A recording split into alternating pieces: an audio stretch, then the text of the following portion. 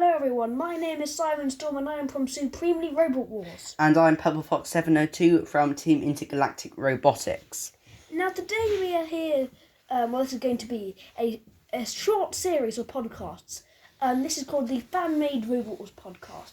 And today we're going to be focusing mainly on how to start a Fan-Made Robot Wars series.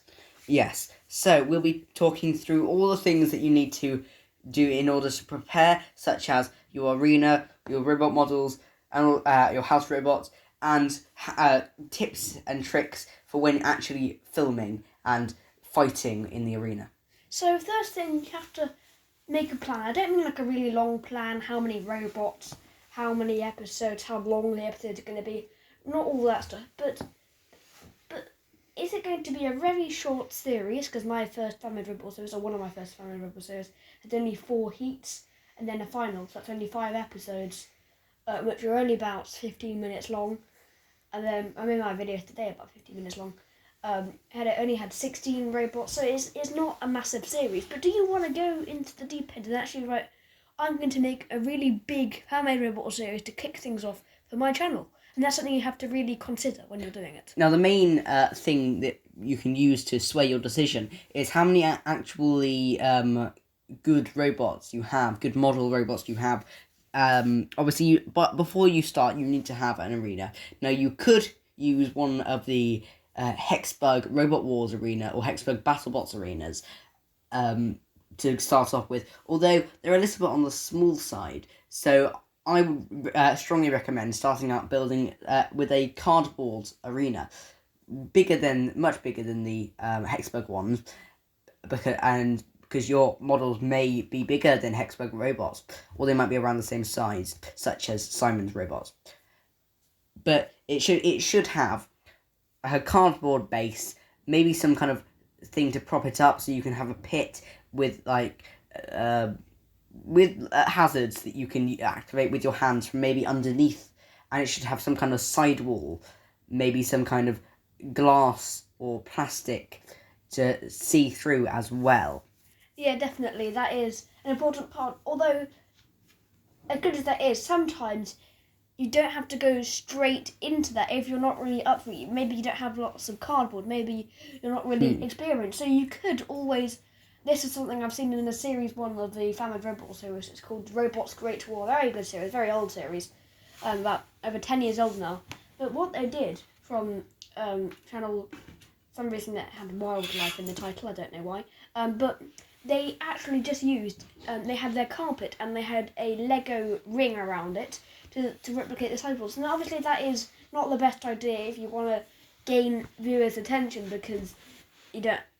Like Purple Fox just said, maybe it's a good idea to have like a pit, maybe a proper flooring to drive your robots on smoothly, something that my new arena doesn't have. It's very bumpy. But that's an important thing to consider. If you're not willing to make a gigantic, big, good-looking arena, then always consider making something to do with Lego, because that's nice and easy. Although, as Purple Fox 702 said, that is still an important part, an arena. Yeah, I also started to begin to mention that your series length and how you format your episodes is dependent on the actual robots you have. Now, if you don't have very many robots, it might be a good idea to use all of your models. If you have lots, it could be a good idea to use your best one. And then add in some of the more jokey robots and silly robots for some contrast, to mix things up a bit. Otherwise, it will just be Battle of the Best. You want a proper good series, randomized series. So maybe you have only 16 robots. Well, what could you do? You could have 4 episodes with 4 robots in. Maybe you have 42 robots. You can just work out the way your episodes will be formatted, how many episodes you will have, and work out the kind of layout of the episode. Will you have group stages, and then the winners go into 1v1 battles? Or maybe you will have 1v1 battles all the way up throughout the entire series. So you need to think and plan in advance, as Simon said at the start of the video, and this is really dependent on your resources, your robots. Yes, definitely. And one thing actually we do need probably talk about in the second episode is actually building these robots. How do you build them? And we will probably talk about that in the next episode. This is about the very beginning, but then we'll talk about what materials and stuff you can use to make it in the next episode. Make sure you stay tuned for that one. But yeah, definitely you need a good variety of robots. Something which my series sort of lacks of it. I try and make my robots as good as possible, but then I don't really have the jokey robots, which Purple Fox has in the series, which really mixes it up, and then you can have not spoilers. Sorry, that's the wrong word. You can have some upsets. Because then upsets makes it more exciting. Because you don't want, because something again with my series is the same robots often do well in it, but then if that happens, then you sort of know what's going to happen. And sometimes you need something new. But that's if you're going to make more than one series, which most people would be doing. But if you're just focusing on the one series, still make sure you have a variety of robots. We'll speak about the differences between your first series and your second series, or maybe an upgraded series in the future. But for now, we're going to start by talking about the next major thing you need to think about. So you've got your robots and you've got your arena. Now, hopefully your arena has plenty of interesting hazards. You could even have some kind of wheel, dial of doom, arena tire, or whatever you want, like the Robot Wars arena, to spice things up a bit, add some contrast, as I've already mentioned. Now, the other thing you need to think about is house robots. Now, obviously in BattleBots, you do not have house robots, so you might want to go down that route and not have any. But it's also a good idea, if you want to go down the more Robot Wars route, to have house robots, and it also makes things really interesting. So your house robots need to be bigger than your robots. They should be more powerful. They should have more powerful weapons. And also, it's quite often nice to make them look less like normal robots and more kind of technical and strange and different and interesting. To kind of so you can really tell that these are the big bad robots that are superior to the competitors. Yeah, just like Purple Fox said, you need to really give them some sort of personality. What makes them different to the other robots? Like the robots, house robots, they all have sort of, most of them sort of has like eyes. Like Matilda, she really has like the Mistress of Mayhem, and you can really get that with the robot. And the same with Sir Killer, he's the king of the arena. He's like a sort of like knight. He's got big tracks, a big claw, and that makes him. And all the house robots actually have two different weapons, and that's something you could consider, because the robots only usually have one weapon. To have two powerful weapons make them a bit more intimidating. And obviously you don't want a house robot which is worse than most of the competitors. Then what's the point of having a house robot if the competitors are just going to beat them up all the time? So you can have that odd sort of like the odd surprise when the competitor comes and over, oh no, they've gone and flipped the house robots. That's an exciting thing, but you don't want to have that all the time, let's say. So that's something to really consider with when you're making your house robots. Do they really, are they really different to the competitors in a way that makes them more scary? Yeah. So now we've spoken about all the things that make your fan-made Robot Wars series, but there's one little other thing that we need to speak about, and it's actually the fact that if you want to make a fan-made Robot Wars series on YouTube, it's not just the all the resources and the arena and the robots and all of that stuff that you need. It's also all of the actual filming. I don't want to say expertise, because when me and Simon came into this, we had no expertise in filming or editing whatsoever. But you need to kind of be able to film. So one recommendation I have is when you're picking your camera angles, there's two ways you could go about it. You could either move the camera with your hand or have it in some kind of moving camera stand. Now, hand, not the best idea. It kind of, your hand can shake really easily, can make the camera look a bit weird. Myself and Simon had a channel a long time ago together called Team Jadicus, and we had a I don't want to speak about that. We had a series on there called Mechanical Mayhem, and we were holding the camera in our hand, and it was really shaky. Didn't look very good, but there are content creators who do that, and it does come out all right.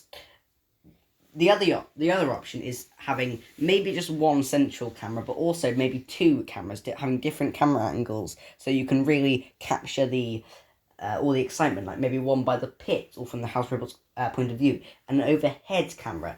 That's kind of how you become really professional with your series. Yeah, and a bit like we did for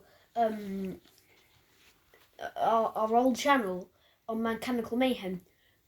Having two people really does help, because you can have one robot controlling the robot, the other person filming it. Or control another person controlling a house robots, which is also which is also great, because then say you're doing like a 10 robot run, or say they're great fun, but obviously in Robot Wars there's one person driving each robot as their own robot. But if there's one person controlling the robots, then that's going to get really hard to do if you're meant to be controlling 10 robots. And it's fine to have some robots not moving for a bit where you control another robot. That happens a lot in Robot Wars. But if you're having like 8 robots who are just sitting there in their starting spots while 2 robots going battle it out, and then all of a sudden another one, and then those one stops, it doesn't look very good. So sometimes maybe consider having another person with you to help out with controlling the robots, filming it all, so it makes things a lot easier and also a lot better. Now we only have a little bit of time left, so finally to wrap this up, I want to speak about. We will speak about editing in a different video, but I want to bounce back to the robots. And I want to speak about 2 different kinds of fan-made Robot Wars. Now, there's the kind that most content creators use, and this is models made of things such as cardboard, maybe plastic, maybe construction materials such as Lego and Connects. And well, obviously, as Simon said earlier, we'll speak about this in a different podcast video, the materials you should use. And they're kind of the standard things. You push them around with your hand, you use your hands to control the weapons. The problem with that is then they stop in the arena, and it's a little bit unrealistic. The other thing, this is notably done by Anthony Murney on his channel. And Chaotic Robotics and Penguin Robotics as well. Yeah. And maybe a few others out there. And he uses, along with Vote Saxon 07, he uses actual working robots that robots that he's made that are working, that are still in the kind of slightly scrappy, I don't want to say scrappy, but kind of cobbled together fashion of normal models. They're light models, but they move around, and that really helps, but it's so much more work. So if you don't really have any kind of background in engineering or robotics, it might be a best idea to go for the cardboard approach, the standard still model approach. Now, I have done some robotics. I have made...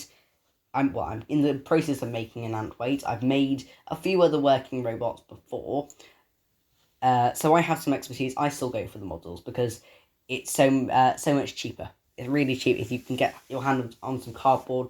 Yeah, and exactly. Now that lockdown's over, it's so much easier and also to get hold of those resources. Hex bugs. That's what most of the content creators use to make their working robots. But then if the robots are a bit pricey themselves to get a few of them. But if you're going to have a massive series like in Ammo Anarchy, they had 81 robots, which is a lot. And if they're all Hexbug robots, so say you got 30 Axe robots, and that's going to be, who knows how much money that's going to be, it's going to, and then say 20 odd spinners, flippers and stuff, it's going to take a lot of money. But the cardboard models, you can use all your junk in your house, like old tissue boxes, and transform them into new robots. So actually, you don't have to buy stuff. You can just find the stuff which you're already using for other stuff. So you can actually you're basically reusing things to make models which everybody does on their fan-made robot or series. Okay, so also expectation. It's easier to make unique weapons with actual models, and you don't want to. Some things are a bit more fiddly and hard to do with actual working ones. So if you want to kind of almost not make your robots better, but make have a more diverse show weapons, models are the way to go. So that's all we have to say in this video. Thank you so much for watching this podcast. We'll see you next time for episode 2. Goodbye from me. And goodbye from me. Over and out.